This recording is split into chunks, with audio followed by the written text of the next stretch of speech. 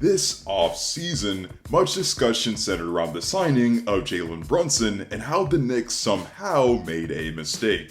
However, I'm here to tell you that I not only like this signing, but also see the many ways in which Brunson can really help this team.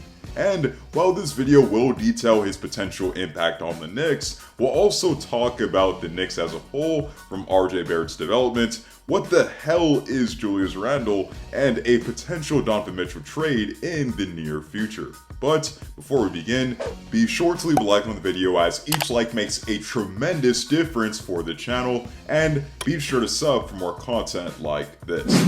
First and foremost, the biggest gripe people have over the Brunson signing was that the Knicks overpaid for someone of his production.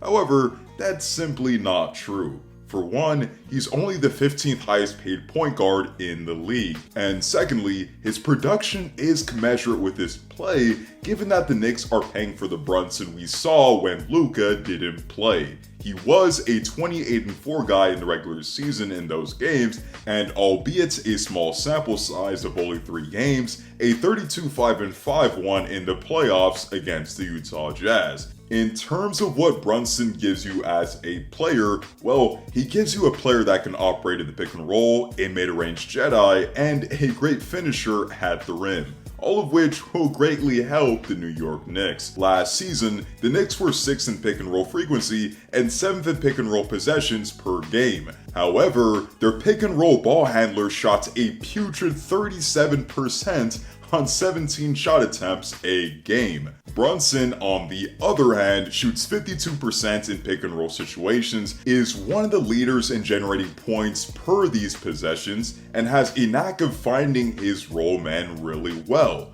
Brunson's playmaking ability is a huge value to the Knicks, given that they were literally last in assists per game and often looked discombobulated on offense, taking forever to get to their sets and settling for inefficient shots because of it. What Brunson also offers is an elite finisher at the rim, ranking in the 90th percentile in field goal percentage at the rim among point guards. Not only that, Brunson drives to the rim 14 times a game and finished on those drives at 57%, which was 8th among players with at least 5 drives per game. That's beneficial to the Knicks because they've been lacking a point guard that can collapse defenses and create for others for a very, very long time. Moreover, Brunson is also deadly from just outside the rim, as he shot a really impressive 51% on shots between 4 to 15 feet from the rim, placing him at 5th among guards in that area. Overall, Jalen Brunson is pretty much a godsend for the Knicks, and I'm honestly baffled that people would second guess this signing to begin with. The Knicks have had a carousel of point guards that didn't have great impact on the court, from guys like Frank Ntilikina, DSJ, Elfrid Payton, and whoever you can think of. And finally, they now have a steady point guard for the next 4 years on a good deal. One that will definitely save the New York Knicks. Well, sorta. As much of a believer I am in Jalen Brunson and his impact on this team, basketball is a team sport, and the Knicks have some issues that not even he can fix. However, he'll hopefully make life easier for RJ Barrett. RJ Barrett is obviously a bright young talent that still has a lot to offer, but he's been mostly unfairly criticized due to factors outside of his control. For one, RJ had the misfortune of being drafted after Zion Williamson and Ja-freaking Morant, 2 players who have already proven to be some of the best in the entire league. Consequently, people look at RJ's lack of an all-star leap and unjustly write him off. However, it goes without saying that growth isn't always linear, and that the rate of growth differs from player to player. Zion and Ja might already be top 20 players in today's game, but that doesn't mean that RJ isn't great.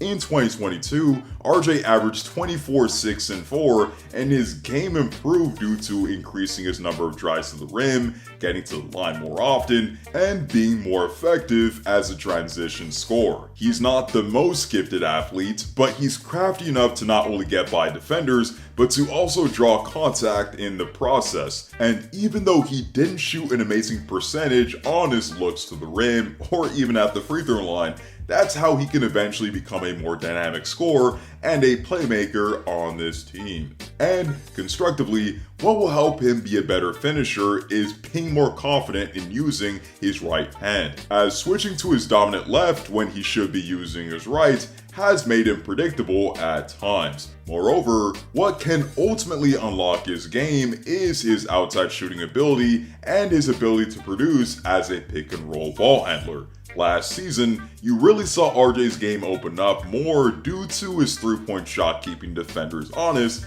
and with him also being a great catch and shoot three-point shooter. However, he shot just 34% on threes this year, shot a dreadful 25% on pull-up threes, and shot just 33% on jumpers 10 to 14 feet from the rim.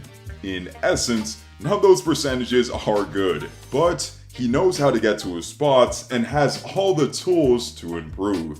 And if he can, then he can reach All-Star status. And speaking about All-Star, let's talk about what the hell happened to Julius Randle last season and whether there's a road to redemption. In 2022, the honeymoon stage for Randle, the New York Knicks, wore off due to his frustrating play, lack of effort and accountability, and a bad body language on the court. He shot 10% worse from 3 on the season, somehow shot 14% worse on corner threes, was one of the worst mid-range shooters in the league, and was overall one of the worst high-volume shooters in the league. Of course, you can say that 2021 was a mirage, and that Randle's shooting ability would inevitably return to the mean.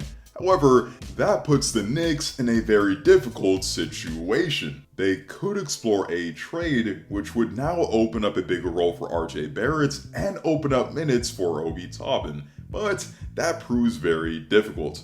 For one, Randle's 4-year, $117 million contract extension kicks in next season, and secondly, his value is at a low point given his lack of production last season. Thus, the Knicks might be better served keeping him and letting him improve his value than having to trade him and taking on a terrible deal in exchange.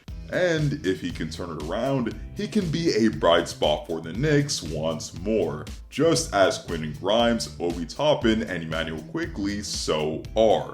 Quentin Grimes is a very underrated, versatile piece for the Knicks as someone who's a solid defender that also shows promise as an off-ball threat. Additionally, Toppin and Quickley have shown flashes of what they can be when they're actually given an opportunity and solidified roles. During the last 5 games of the regular season, albeit a very small sample size, Toppin averaged a whopping 27, 6, and 3 on 46% from 3, showing that he can be a suitable rotational piece. And as for Quickley, the Knicks are a better team with him on the floor with his shot creation ability and his ability to push the pace. But if you were the Knicks, would you sacrifice all these young guys for Donovan Mitchell? Donovan Mitchell is a sensational player, a postseason superstar, and obviously is one of the best players in the league. However, the Knicks can't be overzealous and make a move that they'll regret. You don't want to trade RJ Barrett because he's only 22 and still has a lot to offer given his potential, and you can't afford to give up $1 million draft picks because you are in fact the Knicks. Notwithstanding, a Brunson and Mitchell backcourt could be explosive and shine light back on the New York Knicks. Those are just my thoughts on the Knicks this next season, and I'd love to hear what you guys think in the comment section down below. What do you feel about the Jalen Brunson signing, and how do you think he'll impact the New York Knicks? Also, comment down below what you believe RJ Barrett's ceiling to be, and what you would give up in a Donovan Mitchell trade. Be sure to leave a like to support the channel, as each like makes a tremendous difference, and sub for more content like this. Hope to see you all in the next one, and stay tuned.